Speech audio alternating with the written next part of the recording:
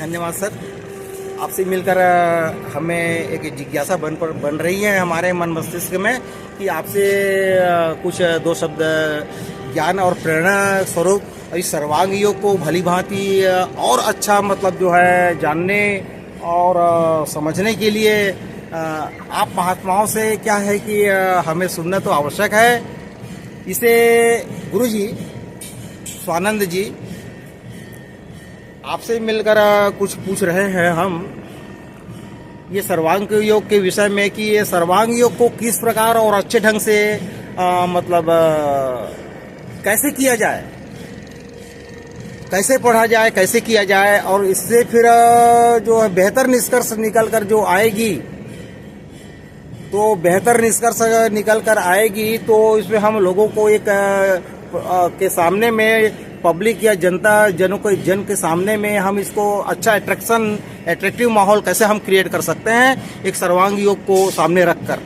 कृपया सर दो शब्द। ये सर्वांग योग ये एक युक्ति है, यस सर, एक प्रयोग है। यस। और ये प्रयोग जब हम देखते हैं अपने आंखों से, जी हाँ, तो आंखें उस प्रयोग को देखती है, यस सर, कान सुनते हैं, यस, बुद्धि विचार करती है, जी हाँ सर, और अभिमान जो अहंकार जिसे मैं कहते हैं जो जीवात्मा है वो निर्णय करता है बात सच है या झूठ है। झूठ है। Yes sir, yes sir. इस प्रकार वो जांच का विषय है। Yes sir. और ये कोई बहुत बड़ा ग्रंथ नहीं है। 8 अध्यायों में 8 पन्नों में लिखी गई एक रचना है। जी हाँ, जी हाँ, जी हाँ। रचना में मुमुक्षु है, गुरु है, गुरु शिष्य का संवाद है। Yes sir. मुमुक्षु कहता है कि मैंने सभी मतों, पंथों, संप्रदायों, ग्रंथों का अभ्यास किया। मैंने वेद, उपनिषद, आरण्यके और विभिन्न प्रकार के साहित्य पढ़े। Yes sir. मैंने पूजा पाठ, उपवास, यज्ञ, याग, जप, तप सब कुछ करके देखे। Yes sir. तो भी मुझे वो आनंद प्राप्त नहीं होता, स्थायी आनंद प्राप्त नहीं हो रहा है। उसका क्या कारण है गुरुदेव?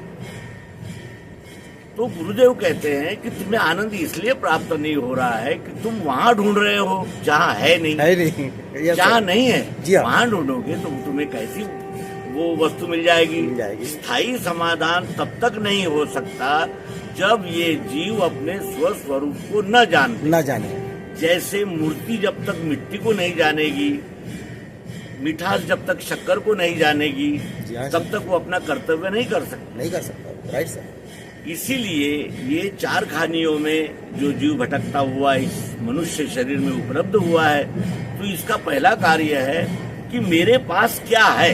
पहले तो ये देखना है कि मेरे पास क्या है। जी हाँ। और फिर ये क्या है जो दिख रहा है, ये क्या है, ये क्या है और ये क्या है। बस इतना ही बात है। इस सर्वांग से इसका सर्वांग का योग करना है।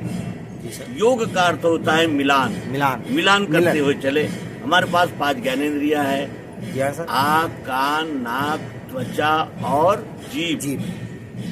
ये पंच तन्मात्राओं के द्वारा हम विषयों का भोग करते हैं। Yes sir. ये हमको ज्ञानेंद्रियों से मिलते हैं और ज्ञानेंद्रियां 5 महाभूतों से बनी हुई है। आप विज्ञानी हैं, आपको अधिक स्पष्ट करना आवश्यक नहीं है। तो 5 ज्ञानेंद्रियों से हमने ये देखा कि ये शब्द, स्पर्श, रूप, रस, गंध संपूर्ण विश्व में है। यहाँ से लेकर सर्वोर स्पर्श है, सर्वोर रूप है, सर्वोर जितनी भी पंचतन मात्राएं हैं ये संपूर्ण है, विश्वव्यापी है। Yes sir, yes. ये देखा। उसके अनंतर मन से पूछा ये क्या है, तो वो मन कहता है कि ये तो जड़ है। पंच महाभूत ये जड़ है। इसको कौन यानी कार्य कराता है, इसका कार्य कैसे चलता है, इसमें मोटर कौन सी लगी है। तो मन कहता है 3 गुणों की मोटर लगी है। अच्छा, बुरा और बुरा, 3 अनुभव आते हैं। अच्छे अनुभव को सत्वगुण, बुरे अनुभव को तमोगुण और अच्छे बुरे अनुभव को रजोगुण कहते हैं। ये 3 गुण ही इस पंच महाभूतों में यदि एक रूप हो गए हैं और ये चक्र चल पड़ा है। उत्पत्ति, स्थिति, लय, ठंडी, गर्मी, बरसात, ये चक्र इससे क्रिएट हो गया, चलती है। अब बात आ गई बुद्धि के पास। बुद्धि ने कहा कि शब्द है, स्पर्श है, रूप है, रस है, गंध है, एक एक कण में ओतप्रोत है, सर्व ओर है, कहीं इसका अभाव नहीं है। Yes sir, yes. फिर मन ने कहा कि इसमें सत्वगुण, रजोगुण, तमोगुण है। जी सर। बुद्धि ने कहा कि ये वस्तु आई क्यों, ये वस्तु उपलब्ध क्यों हुई है। बुद्धि ने निर्णय किया कि प्रियत्व है, इसमें लिखने का प्रियत्व है, इसमें पहनने का प्रियत्व है, चप्पल में पहनने का प्रियत्व है, यानी ये प्रियत्व ने ही ये आकार धारण किया है। और बुद्धि ने विचार किया कि अगर मुझे इस वस्तु की, पेन की उपलब्धि कराना है तो इसे पेन नाम देना होगा। जी सर। नाम से मांगेंगे तो वस्तु मिल जाएगी, लंबा लंबा काला काला दो तो नहीं मिलेगी। तो बुद्धि ने नाम का निश्चय किया। नाम का निश्चय होते ही फिर जो इसमें है वही इसमें है। इसमें हमें अष्टधा प्रकृति में अग्नि दिखता है, तो यहाँ अग्नि है, यहाँ अग्नि है। जी सर। इस प्रकार मिलान करना ही सर्वांग योग है। अब सर्वांग योग को हमने धारण करना है, इन्हें सर्वांग योग ने दी हुई समत्व दृष्टि को धारण करते हुए व्यवहार करना है। जी सर। और व्यवहार क्या करना है, तो जो काम हम करते हैं वही काम ईमानदारी से, समर्पित भावना से करना है, और कुछ भी नहीं बदलाव उसमें। काम तो हम करेंगे ही, लेकिन अभी तक हम अज्ञान दशा में काम कर रहे थे। हम जैसे इस हाथ से इस हाथ का बैर नहीं हो सकता, हम इस हाथ से इस हाथ को नहीं काट सकते। बिल्कुल सर। उसी तरह इस विश्व के साथ हमारी एकात्मता अनुभव आने पर हमारा बर्ताव बदल जाता है। हम और अधिक अच्छे, समझदार और जिसे कहा जाएगा कि तृप्त, संतोषी, समाधानी जीवन जी सकते हैं।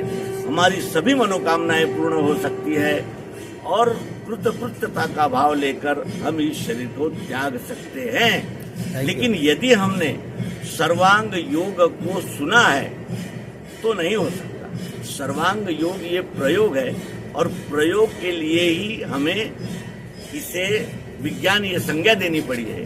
ज्ञान जानकारी को कहते हैं, विज्ञान उस जानकारी को प्रत्यक्ष देख लेने को कहते हैं। तो ज्ञान का विज्ञान जब तक नहीं बनेगा तब तक हम अनुभव प्राप्त नहीं कर सकेंगे और हमें संतोष भी नहीं मिलेगा।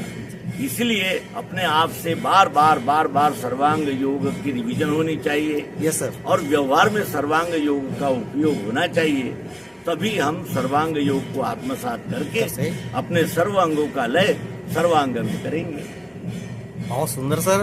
देखिए, वाह वाह, स्वानंद जी का स्वानुभव आपने सुना, और मैं भी जहाँ तक मेरी मन का जो उद्वेलनपन है, या मन का जो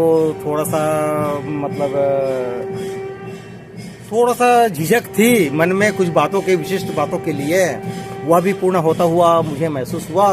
हम संपूर्ण रूप से कहना चाहिए कि संतृप्त तो नहीं हो सकते, पर हम अति तृप्त है ना, संतृप्त होने का भाव, तृप्त होने का भाव हमारे जेहन में लाते हुए सर्वांग, जब तक सर्वांग योग को हम नहीं जानेंगे, नहीं समझेंगे और उसको प्रत्यक्षीकरण करने के लिए नहीं जानेंगे, तब तक हमें तृप्ति या संतुष्टि या संतृप्ति नहीं प्राप्त हो सकती।